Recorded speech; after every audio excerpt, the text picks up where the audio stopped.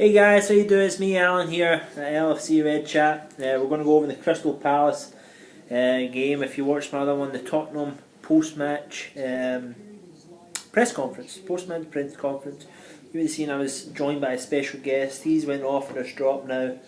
He's over there lying by himself. He's not, I don't know, something about image rights, and he's not getting paid for this today, and I don't know.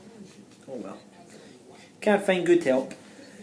Anyway, so Colin Pascoe again is at the microphone for the press conference. First question he was asked: where's Brendan? Apparently he's in a meeting in Europe. He had to jet off straight after the Tottenham game, like I told you in the last one. So he's somewhere in Europe as of right now, and I'll check it for you right now on my phone if I can or if I can't.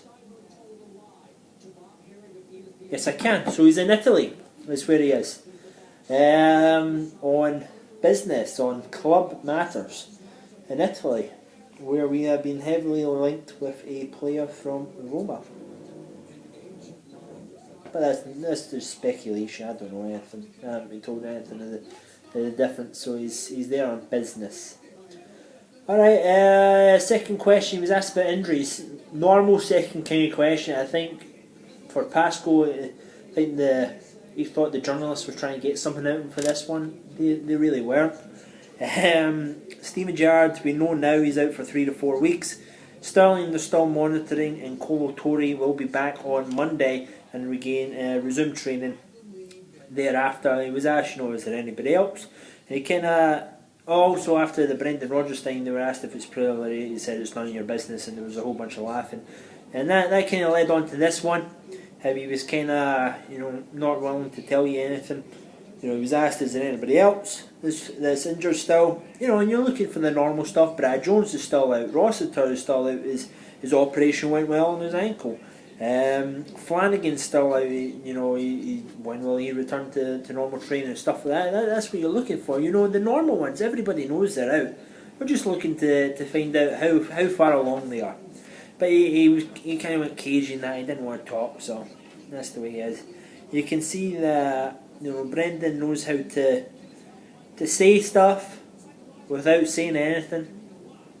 And Pascoe, he kind of gets that way, and then otherwise this is personality. He's just not going to tell you. If he doesn't want to, he's just not going to tell you. So he was then asked about Mario's mood because of his goal. He said, Mario's Mario. Works hard, works well. He had great movement for the goal the other day. He was then asked about Mario's confidence.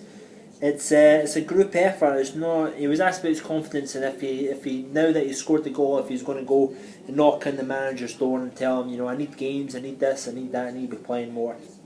He says it's a group effort, and the whole team understands that. He's made himself available with the goal. He's put himself more into consideration for the upcoming game with his goal.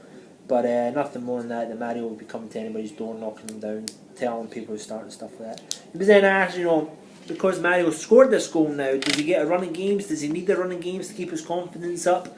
Basically, he said, Sturridge also needs a run of games. He also needs this game time. Mario, the more that he changes, the more goals that he score, the more runs of games that he will get. It's as simple as that. He was then asked about the next few weeks coming up, big games coming up, Besiktas, Crystal Palace, this one coming up as well.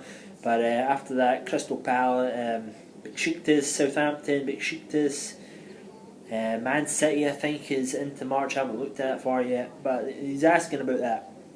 And he said, he's just focused on the FA Cup right now. The team's just focused on that. The next game that's up, they don't really look too far ahead. It's all about the next game for them. Oh,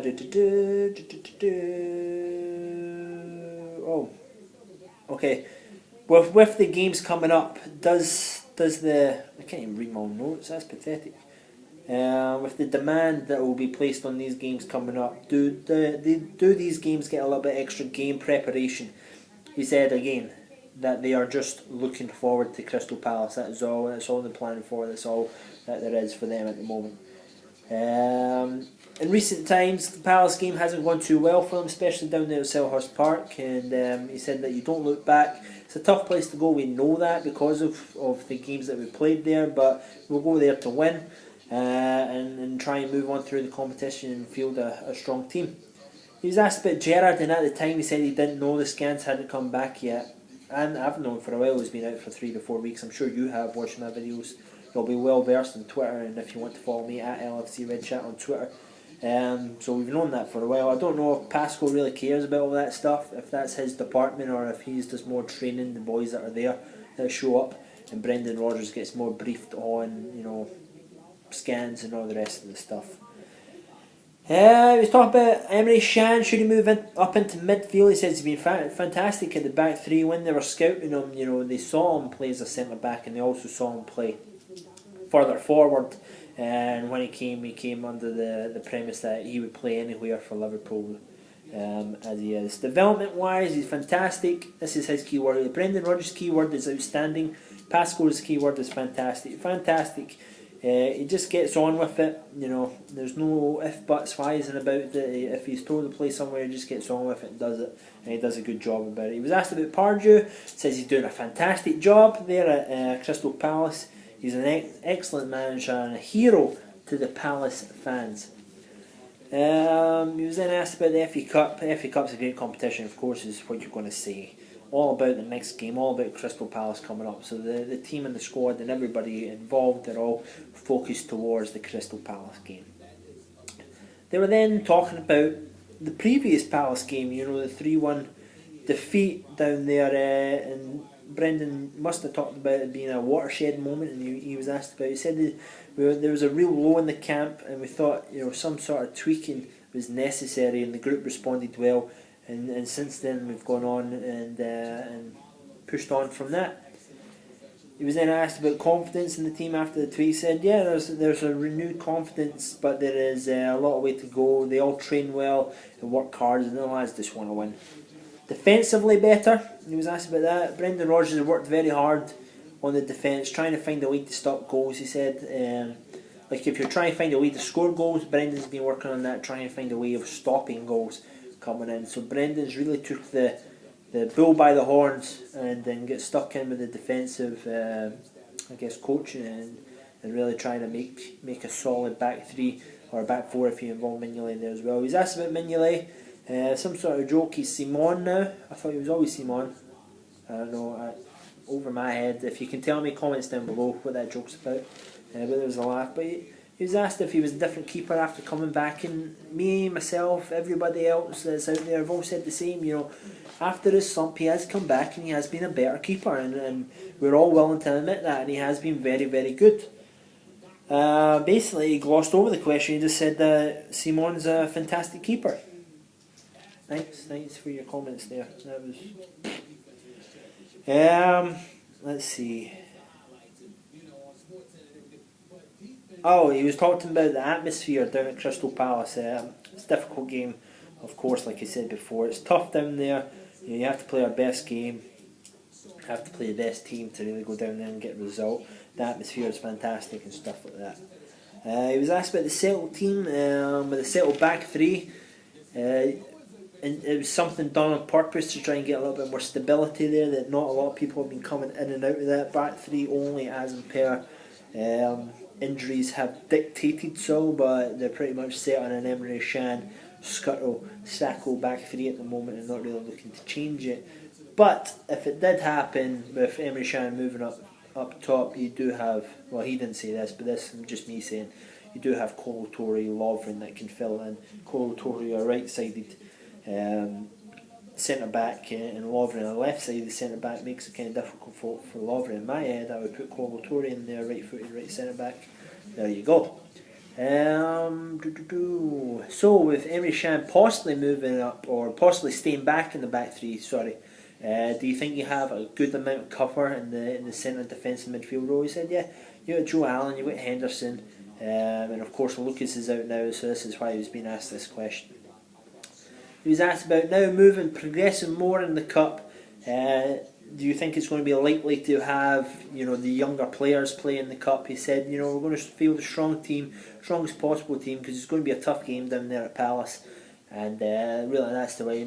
Probably inclined towards it. You're not going to see many youngsters in this team, and to be fair, if you think about it, you know, Ojo, he's away to Wigan. Roster's hurt already, and if you can tell me, comments down below again, if you can tell me if there's any other players that have throughout the season already been brought up onto the bench that I'm forgetting. I would love to see Sinclair. I would love to see Canos, Harry Wilson, and the rest of the boys get a shot on the bench. But I can't remember them so far this season having a shot on the bench. So I don't really know if there's anybody else that they are going to bring up at this late point in the season to sit on the bench or not.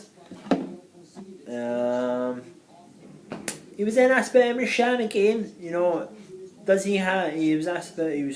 The journalist prefaced his comments as, he shows great leadership. Could he possibly be your next, not the next captain after Gerrard, but in a few years down the line, could he possibly be a captain of Liverpool? And he said, yeah, he could. Pascoe was honest. Yeah, he could. He shows leadership skills, but it's many years to come from now. It's not anything soon. Last question was about Sturridge. Is it possible for him to play 90 minutes and they're monitoring him? They have to go through the whole sports science and all the rest of it first, and they'll just say they'll ask him and ask him how he feels and stuff after training and all the rest of it. So that was about it. That was a good 15 minutes of Colin Pascoe. Like I said before, there must be a good double act in the dressing room with Brendan, more of a straight talking guy, tactical and everything else, and maybe Pascoe's a little bit more light-hearted and you can have a good joke with him. I'm guessing just the way that he conducts his press conferences, you can see a little bit more joking, and he doesn't really have the whereabouts really to talk a lot but not answer anything. Oh, my hair just got caught in my mouth. Oh, you can what is that, air freshener? God damn it. Oh my god. That's not me for 6 there. What was I talking about? Pascoe, he just doesn't have the whereabouts of to run the journalists in circles really by saying something but not really saying anything. That's what I was trying to get at. He would just answer it real short and quick and on to the next one. So that's why there was like 30 questions today. But apart from that, guys, make sure you subscribe either up here, down here, comments down below. As always, love to hear from you, respond to everything. Follow me on Twitter as well. I'm very active on there too, and I'll be there all of this afternoon. Tonight there will be the preview video for the Crystal Palace game going up as well, and possibly 2 other videos that I have in mind for just other different talking points if you want to join in on that as well. Mostly about Balotelli not celebrating, there's going to be one of them. My feelings and views on that, and if you watched the Tottenham post-match review, you probably would have got the gist of it, but I thought it warranted its own video in its own right, and I had an idea for something else as well. I think it was Sturridge related, so I'll have that up too. But apart from that, guys, have a good one, stay safe,